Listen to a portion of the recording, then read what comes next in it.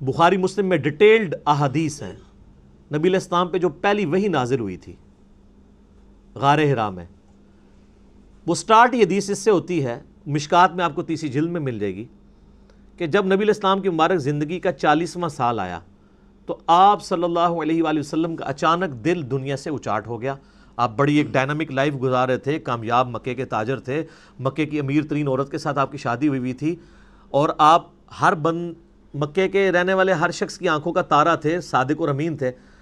اچانک ایک بندہ جو اتنا ایکسٹروورٹ ہو, گھر سے وہ کھانا پیک کر کے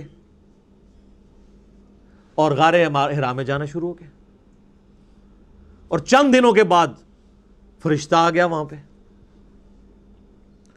تو نیچے لوگوں نے یہ بھی سوچنا شروع کر دیا کہ یار یہ اکیلا غار میں بیٹھے رہتا تھا, ہو سکتا ہے اس پہ کوئی آسیب کا سایہ ہو گیا ہو. لیکن جب کلام سنا تو میں نے پچھلی دفعہ وہ زماد والی حدیث سنائی تھی نا, تو کتنا اثر ہوا ان کے اوپر.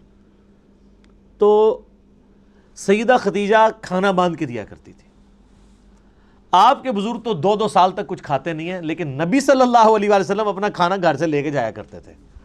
یہ ہے سچائی جو بخاری مسلم میں, وہ ہیں کہانیاں. تو وہاں پہ سیدہ عائشہ کے الفاظ ہیں بخاری مسلم دونوں میں کہ آپ پہ جب پہلی وحی نازل ہوئی تو فرشتہ انسانی شکل میں آیا اور اس نے آپ علیہ السلام کو کہا اقرا, پڑھ. تو نبی علیہ السلام نے کہا ما انا بقاری, میں تو پڑھا لکھا نہیں ہوں, امی تھے آپ. دوسری بار کہا, تیسری بار کہا, پھر اس نے آپ علیہ السلام کو سینے سے لگایا اور بھینچا, اور پھر کہا اقرا بسم ربک الذی خلق خلق الانسان من علق, اقرا, اور آگے وہ یعنی 5 آیات پوری. تو پھر نبی علیہ السلام نے اس کو ریپیٹ کیا. اس حدیث میں یعنی ان لوگوں کے موقف کو تائید حاصل ہوتی ہے جن کا یہ موقف ہے کہ نبی علیہ السلام کے سامنے کوئی لکھی ہوئی تختی پہ یہ آیات لائی گئی تھی. کیونکہ اگر اقرا سے مراد یہ ہوتا ہے کہ میرے پیچھے پیچھے ریپیٹ کرو, وہ تو بچہ بھی ریپیٹ کر لیتا ہے. اس کے لیے اس کو یہ نہیں کہنا پڑتا, اس کی زبان ہے کہ میں پڑھا ہوا نہیں ہوں. یعنی کوئی چیز ریٹن فارم میں آپ کے سامنے لا کے رکھی گئی اور آپ کو کہا گیا.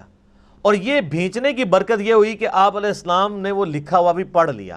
لہٰذا یہ جو سورۃ العنکبوت کی آیت ہے نا, کہ اس قرآن کے نزول سے پہلے آپ کتاب سے کچھ پڑھ نہیں سکتے تھے, تو اس کا مطلب ہے اس کتاب کے نزول کے بعد اللہ نے آپ کو یہ معجزہ بھی دے دیا کہ آپ پڑھ لیتے تھے. یہ ڈائریکٹ استعداد آپ کے اندر پیدا ہو گئی. پھر آپ نے وہ آیات پڑھی, پھر آپ واپس آئے کانپتے ہوئی حالت میں, سیدہ خدیجہ کو کہا مجھے کمبل اڑا دو, انہوں نے تسلی دی. بخاری مسلم کے الفاظ ہیں کہ آپ یتیموں کے پر سرے جو ہے وہ شفقت, دست شفقت رکھتے ہیں, آپ محتاجوں کا جو ہے وہ حاجت پوری کرتے ہیں, آپ مہمان نوازی کرتے ہیں, آپ جو تنگ دست لوگ ہیں ان کی مدد کرتے ہیں. اللہ تعالیٰ آپ کو کبھی بھی بے یار و مددگار نہیں چھوڑے گا. پھر وہ ورقہ ابن نوفل جو ان کے کزن تھے, جو ایک کرسچن تھے, ان کے پاس لے گئیں. انہوں نے جب یہ باتیں سنی تو انہوں نے کہا یہ وہی ہے جو موسیٰ علیہ السلام کے پاس آئی تھی, ان قریب آپ کی قوم آپ کو اس شہر سے نکال دے گی. تو نبی علیہ السلام نے کہا مجھے یہ نکال دیں گے, یہ تو مجھ سے بڑی محبت کرتے ہیں. انہوں نے کہا آپ سے پہلے جس نے بھی توحید کی بات کی ہے اس کے ساتھ اس کی قوم نے یہی کچھ کیا.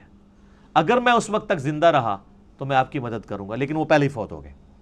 ورقہ ابن نوفل رضی اللہ تعالیٰ عنہ, نبی علیہ السلام کی انہوں نے یعنی جو نبی ہونا ہے اس چیز کو پہچان لیا, حالانکہ وہ نابینا تھے صرف کلام سن کے. تو اس سے پتہ چلتا ہے کہ آپ علیہ السلام بعد میں یعنی پڑھنے کی استعداد آپ میں آ گئی تھی, اور لکھنے کی بھی بالکل ایسا نہیں تھا کہ آپ بالکل کچھ نہیں لکھ سکتے تھے. ان لوگوں کے موقف کو تائید ہوتی ہے کہ وہ یہ کہتے ہیں کہ نبی علیہ السلام اس کتاب کے نزول سے پہلے, الفاظ ہے اس کتاب کے نازل ہونے سے پہلے, نہ آپ دائیں ہاتھ سے لکھ سکتے تھے نہ پڑھ سکتے تھے, کیونکہ بعد میں لکھنا ثابت بھی ہے. میرا یوٹیوب پہ کلپ ہے نبی علیہ السلام کی ہینڈ رائٹنگ, لیکن آپ کو مہارت نہیں تھی لکھنے میں, کیونکہ جس بندے نے کبھی لکھا نہ ہو تو کبھی کبھار وہ لکھے تو مہارت نہیں ہوتی. اور وہ حدیث ہے بخاری میں جو صلح حدیبیہ کا معاہدہ لکھا جا رہا تھا, محمد رسول اللہ کو کٹوایا تھا سہیل ابن عمرو نے, بعد میں خیر مسلمان ہو گئے, کہ ہم تو آپ کو اللہ کا رسول نہیں مانتے, تو آپ محمد بن عبداللہ لکھیں. سر عمر سیریز دیکھ لیں, اس میں ساری چیزیں فلمائی ہوئی ہیں. تو پھر نبی علیہ السلام نے مولا علی سے کہا, تو انہوں نے کہا یا رسول اللہ میں آپ کا نام نہیں مٹاؤں گا. حالانکہ حکم ادب پہ فوقیت رکھتا ہے، لیکن نبی الاسلام نے بھی اس چیز کو سمجھا کہ محبت کی وجہ سے ہی کہہ رہا ہے۔ پھر آپ نے فرمایا اچھا مجھے بتاؤ میں خود کاٹتا ہوں، تو بخاری کے الفاظ ہیں، آپ نے محمد رسول اللہ پر لکیر پھیر کے اپنے مبارک ہاتھوں سے محمد ابن عبداللہ لکھا، اور وہ راوی حدیث کہتا ہے کہ نبی علیہ السلام لکھ رہے تھے لیکن آپ لکھنے پہ مہارت نہیں رکھتے تھے، یعنی آپ کی ہینڈ رائٹنگ اتنی واضح نہیں تھی، بہرحال آپ نے جو بھی تھا وہ لکھ لیا، یعنی چاند ایک الفاظ لکھنے سے ثابت ہو گیا آپ علیہ السلام تھوڑا بہت لکھ بھی لیتے تھے، پڑھنے کی استعداد آپ میں آ گئی تھی، اور ویسے بھی وہی کو آپ کاؤنٹر ویریفائی کرتے تھے سننے کے بعد۔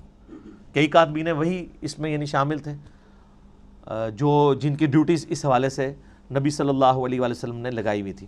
تو یہ امی کو میں نے کلیئر کر دیا کہ امی کا مطلب کیا ہے، یعنی یہ نعوذ باللہ اس کا مطلب کوئی جاہل ہونا نہیں ہے، یعنی آپ علیہ السلام کا یہ معجزہ تھا، اللہ تعالیٰ نے آپ کو اس طریقے سے رکھا۔ جس طرح حضرت عیسیٰ علیہ السلام کا معجزہ تھا کہ وہ یعنی شیرخوارگی کی عمر میں بول پڑے تھے، نبی علیہ السلام کا معجزہ یہ تھا کہ 40 سال کی عمر تک پہنچتے ہوئے، یعنی لیونر کیلنڈر کے مطابق اور سولر کیلنڈر کے مطابق 39 ایئرز، لکھنا پڑھنا آپ نہیں جانتے تھے۔ اسی جب یہ کتاب آئی تو کسی نے یہ شک نہیں کیا جو سورۃ العنکبوت میں آیا، تاکہ لوگ شک میں نہ پڑ جائیں کتاب آپ نے لکھی ہے۔ تو یہ اللہ کا ڈیوائن پلان تھا، اس میں فٹ ان یہی پھر سکیم بیٹھتی تھی جو اللہ تعالیٰ نے رکھی، یہ اس کی حکمت ہے۔ علمی پوائنٹ نمبر 16، میرے بھائیوں، قرآن حکیم کی یہ جو موجودہ کتابی شکل ہے، اس کتابی شکل میں پہنچتے ہوئے آلموسٹ 25 سال اس کو لگے ہیں۔ اس 25 سالوں میں نبی علیہ السلام پہ جو قرآن نازل ہوا ہے وہ والے 23 سال شامل نہیں ہیں، اس کے بعد 25 سال لگے ہیں اس شکل میں آتے ہوئے۔ اس کی حکمت میں آپ کو اگلے پوائنٹس میں بتاتا ہوں۔